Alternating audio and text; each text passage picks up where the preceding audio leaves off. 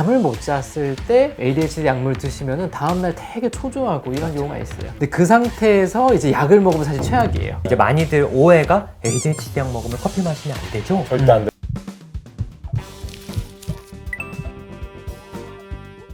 안녕하세요. 멘탈 탄탄입니다. ADHD에 대해서 말씀을 드리려고 하는데요. ADHD 치료에는 좋은 면도 상당히 많지만 모든 약이 그렇듯이 약간은 우리에게 불편하게 해주는 것도 사실 있습니다. 그럼요. 그래서 그런 부분들도 이제 알고 우리가 뭐 치료를 선택하는 게 중요하기 때문에 4가지 정도에 대해서 말씀을 드리려고 하는데요. 첫 번째는 이제 많은 분들이 이제 걱정을 하는 건데 창의적인 일을 많이 하시는 분들, 뭐 예술계 쪽에 있거나 이런 분들이 ADHD인 분들이 상당히 많기는 합니다. 많아요. 네. 많아요. 아무래도 ADHD의 특징이 창의성이 있기 때문에 그쪽으로 이제 업을 삼아서 가는 분들이 많은데 또 ADHD 치료를 하게 되면은 그건 창의력이 없어지는 게 아닐까라는 염려를 하시는 분이 상당히 많아가지고 이야기가 좀 많이 퍼져 있나 봐요. 그래서 되게 꺼려 하시는 분들이 있어서 이거를 설명을 드리는 게 좋을 것 같아서 준비를 했고요. ADHD의 창의력은 어디서 오냐면 뇌에는 사실 2가지 모드가 있어요. 태스크 포지티브 네트워크라고 작업하는 모드가 있고요. 공상을 하고 창의력을 만드는 디폴트 모드 네트워크, 이렇게 2가지가 있는데요. ADHD 약물을 복용을 하면 이 디폴트 모드 네트워크가 좀 감소되고 작업을 하는 작업 모드가 좀 활성화되는 게 있어요. 사실 ADHD 환자분들이 멍 때리는 게 많다. 딴 생각을 한다. 네. 이러니까 디폴트 모드 네트워크 쪽이다 보다 보니까 그걸 좀 줄이고 워킹 모드로 좀 바꿔주는 거죠, 사실은. 저희가 왜 ADHD를 치료하냐면 창의력은 좋기는 한데 이 창의력을 뭔가 실행을 시켜야 돼요. 그렇죠.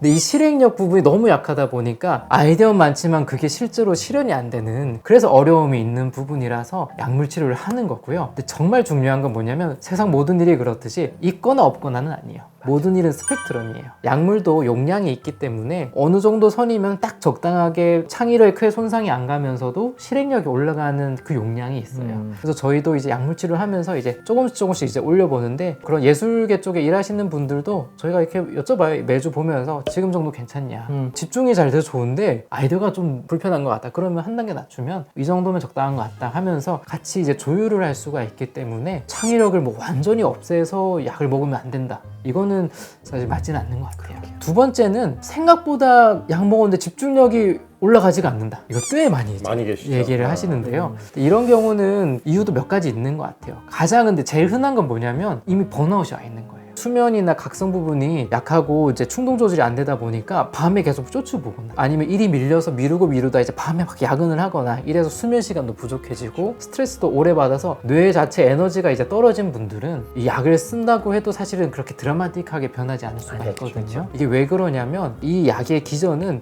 뇌에 이제 도파민이 원래 있는데 뇌세포 사이에 시냅스로 도파민이 분출이 돼요. 어느 정도 지나면 다시 재흡수가 돼서 재활용을 하는 건데, 콘서타나 이런 약물들은 이 재활용되는 통로를 막아가지고 시냅스로 나오면 이게 도파민이 못 들어가게 하는 거예요. 그래서 도파민이 상대적으로 풍족해지면서 이게 되는 건데, 뇌가 잠을 못 자서 뇌세포 자체가 좀 건강하지 않으면 이런 여력이 없는 거죠. 그렇죠. 단순하게 보면 뇌를 약간 쥐어짠다라고 생각을 하면은 너무 이미 지쳐있는 사람한테 쥐어짤 수는 없잖아요. 그렇죠. 일단은 수면을 잘 취하셨는지를 봐요. 그럼 대부분 5시간 정도요? 안 되죠. 그럼 일단은 잠부터 좀 더 잡읍시다. 주무시고. 네. 보통은 한 7시간은 정말 주무셔야 되고 정말 양보해도 한 6시간 이상 꼭 주무셔야 된다라고 얘기를 하는데요. 수면을 잘 취하시면은 약이 동일한 용량인데도 이상하게 효과가 좋다.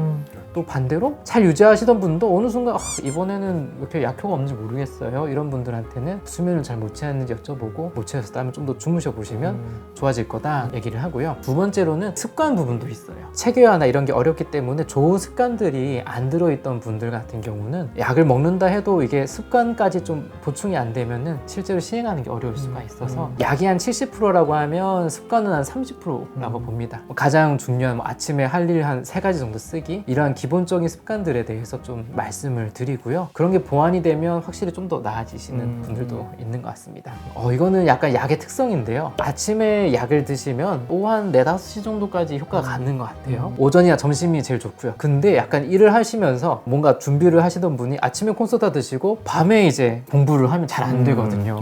약효가 없을 때 하니까 하니까 잘 안 되는 분들이 있어서 그런 경우는 뭐 어쩔 수 없이 뭐 좀 주말에 집중해서 그 약효가 좋을 때 공부를 하시도록 좀 말씀을 드려요. 또 세 번째로는 많이들 얘기하시는데 가슴이 너무 두근거려요. 순한 약들도 다들 교감신경이라고 가슴을 두근거리게 하고 긴장시키는 신경을 올릴 수밖에 없어요. 그렇죠. 특히나 커피를 같이 드시면 커피도 교감신경을 자극하기 때문에 옛날에 마시던 뭐 한두 잔 드셔도 콘서타 드시는 상태에서 드시면은 가슴이 막 너무 뛰어서 안 맞는 경우가 있고요. 근데 뭐 사실 그렇다고 뭐 커피랑 ADHD 약을 꼭 같이 먹으면 안 된다 이런 금기 사항은 아니잖아요. 그렇죠. 사람에 이게 따라. 금기는 아니에요. 다들 오해를 하는데 이제 맞아요. 서로 뭐 영향을 줘서 안 좋다 이런 건 아니고요. 둘 다 가슴을 뛰게 하니까 이렇게 불편하시니까. 근데 불편하지 않으면 괜찮으신 거거든요. 네, 그런데 돼요. 예. 이제 많이들 오해가 ADHD 약 먹으면 커피 마시면 안 되죠? 절대 안 된다. 이렇게 물어보시는 분들이 진짜 많아요. 맞아요. 그렇죠. 근데 불편함을 느끼면 자제하시면 좋은데 그게 아니면 딱히 뭐 몸에 해롭거나 하는 건 아니니까. 네. 맞아요. 사람마다 카페인 대사는 유전자가 좀 달라요. 그래서 대사가 빨리 소화시키는 분들이면 사실 드셔도 뭐 큰 문제가 없는 맞아요, 경우도 맞아요. 있고요. 또 의외로 아까 말한 것처럼 잠을 못 잤을 때 ADHD 약물 드시면은 다음날 되게 초조하고 이런 경우가 있어요. 왜냐하면 원래 불면이 사람을 다음날 긴장시켜요. 근데 그 상태에서 이제 약을 먹으면 사실 최악이에요. 이미 집중은 어차피 안 되거든요. 뇌 컨디션이 안 좋은 상태에서 약 먹는다고 집중이 늘지는 않고 오히려 긴장만 증폭되기 때문에 많이들 고생을 하십니다. 잠을 정말 잘 주무셔야 된다. 그리고 네 번째는 사람이 좀 재미없어졌다.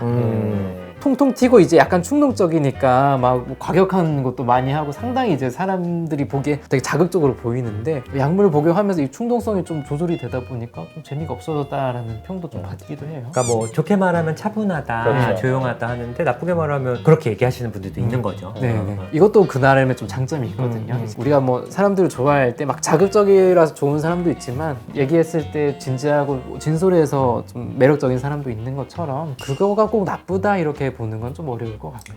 그리고 실제로 이제 ADHD가 뭐 어떤 일상생활에 물론 불편함이 있어서 약을 드시는 분들도 있지만 학업이나 업무적으로 사실 스트레스를 받아서 치료받는 분들이 그렇죠. 대부분이셔가지고 네. 편차가 좀 있는 것 같아요. 그러니까 어쨌든 일적으로나 학업적으로는 좀 신뢰받고 꾸준하게 문제 없이 하는 게 사실 되게 중요한 것 중에 하나이기 때문에 사실 뭐 이런 부분은 대부분 감수하시는 것 같긴 하더라고요. 네. 이렇게 ADHD 약에도 아무래도 드시다 보면 이런 불편감들이 있는데 지금 말씀드린 거 외에는 뭐 많이 심각한 건 사실은 없는 것 같고요. 맞아요. 제일 이제 많이 궁금해하는 거 위주로 뽑았었는데요. 중요한 거는 이런 부작용이 나타나거나 이런 부분들에 대해서 충분히 나의 주치의랑 좀 얘기를 하면은 조절 가능한 게 상당히 많아요. 맞아요. 예를 들어 가슴이 너무 뛰는 경우에는 가슴을 좀 덜 뛰게 하는 약들도 있고요. 그런 건 부작용을 좀 조절할 수도 있고 아니면 용량을 좀 낮추거나 아니면 ADHD 약도 순한 약으로 바꾼다든지 이런 식으로 충분히 조절할 수가 있기 때문에 이런 부분들은 불편할 수 있지만 충분히 조절은 가능하다라고 생각해 주면 좋을 것 같습니다. 다음에 다른 컨텐츠로 찾아뵙도록 하겠습니다. 예,